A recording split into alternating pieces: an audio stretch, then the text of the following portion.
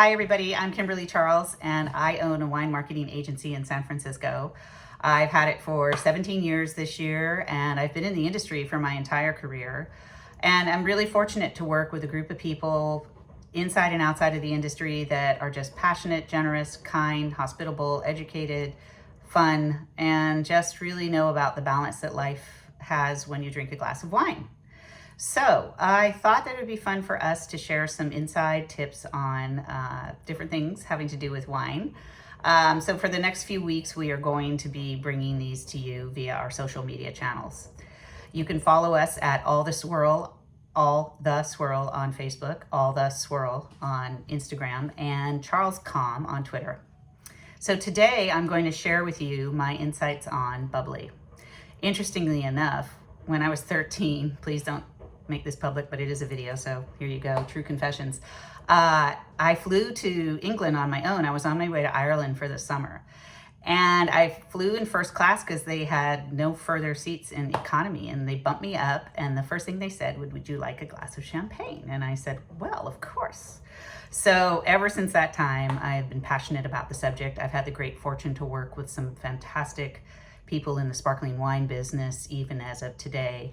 And so I've traveled to the region quite a bit. And of course, California has some of the most amazing champagne-like wines that are inspired by the classics. And there are sparkling wines all over the world. So we'll get to those someday.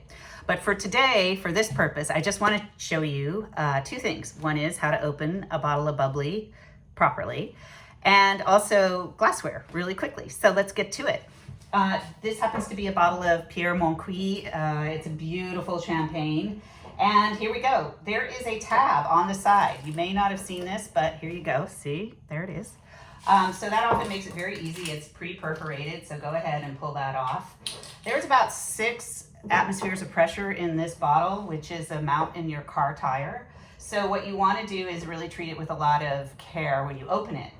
You take the little wire cage or the hood and you do 6 turns. Okay. I like to keep the cage or the hood on top, and always keep your hand on top of the cork and cage. And then what you do is you twist the bottle, hold on to the cage and the cork, twist the bottle probably about 5 or 6 times. And what your aim is to have a little release, just like that, really tiny and a little whisper, not a big pop. And then you've got a great bottle full of bubbles as opposed to everywhere else. I'm a big fan of the white wine glass for Bubbly, and this is a beautiful glass by Gabriel-Glas out of Austria. And it's an all-purpose glass. It's called the One for All. So I love enjoying it out of that. Of course, some of you may have traditional flutes, and I'm not saying this isn't great, but flutes are a little less shaped for aromatic appreciation. Let's put it that way. They're a little bit more celebratory and maybe a little less practical.